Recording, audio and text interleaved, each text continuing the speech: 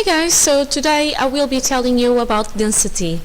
So in terms of density, probably the first thing that you know is about if things are going to float or sink. And this particular picture was taken from the internet, is not mine. So you have an object that is going to float if their density is less than the density where the object is. So for example, if this is a glass of water and water has a density of 1 gram per centimeter cubed, then if this is the density of the object is 0.0 something, then the object is going to float. The object will be suspended if the density is more or less the same as the density as the medium where they are, and an object is going to sink if they have a denser, or if they are denser than the medium. Now, how do you calculate density? And this picture is also from the internet. So density, rho, which is this is the symbol for density. This is not a P, this is kind of a Greek letter, the rho, equals M for mass over V for volume. Because mass comes in kilograms and volume in meters cubed, it means that density comes in kilograms slash meters cubed, or then if you wish, kilograms meter minus 3. Sometimes you will see density in terms of grams per centimeter cubed, but these are the universal units for density, kilograms per meter cubed. So what may happen to you is that you need to convert units.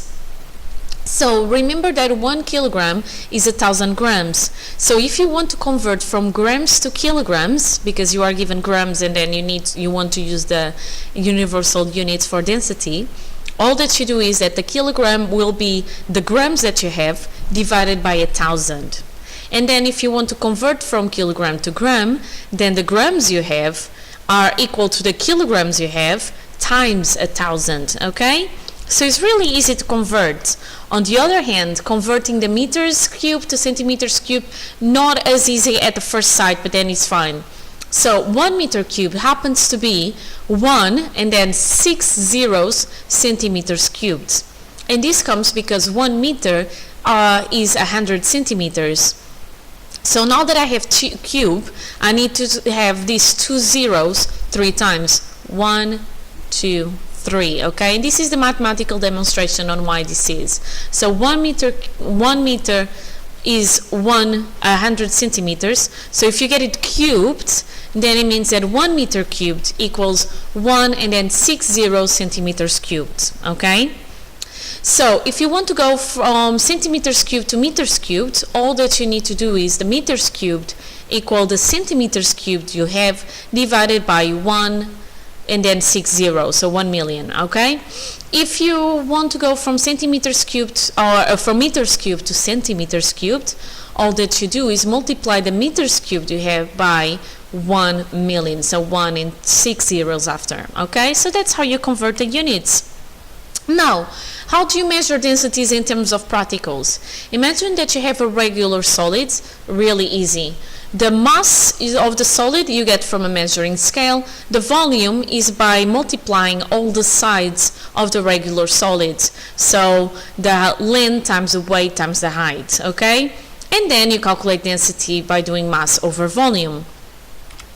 Now, if the solid is irregular, you still can get the mass from the measuring scale, but you don't have a way to figure out what is the volume of the solid by using a meter ruler. So what you need to do is actually you place the object into water, and then you see how much the water moved. And then depending on how much the water moved, this is going to tell you the volume of the solid. You have two ways. This way, you have a measuring cylinder. Without the object, the solid, it says 50 millimeters. And then with the object in, the water went, the height of the water went higher up because the volume that the solid occupies is going higher up, okay? So the volume that this solid takes is the volume that on the water rise. And it went from 50 millimeters to 75 millimeters. The difference is 25 millimeters. And I can convert millimeters to centimeters cubed, okay? So I know the the actual volume of the solid. Another way is by dropping the object as well into one of these beakers where it's full of water up to this part that comes out and allows water to get out. The moment the object goes in, the water is going to be displaced, and you collect the water that is displaced into a different beaker, and again this is going to tell you the volume of the solid both in millimeters and in centimeters cubed, okay? And then what else, or at least in the length measuring?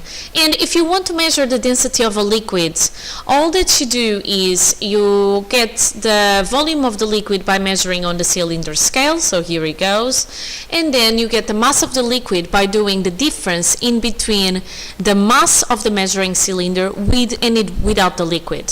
So because you want the mass of the liquid alone, so you get the mass of the measuring cylinder without the liquid, get the mass of the measuring cylinder with the liquid, and you know that the difference is only due to the mass of the liquid.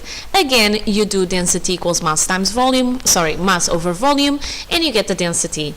And that is it for today. Let me just confirm. Yeah, it is. So this is all that you need to know about density. Up to my next video. Be happy and healthy. Bye.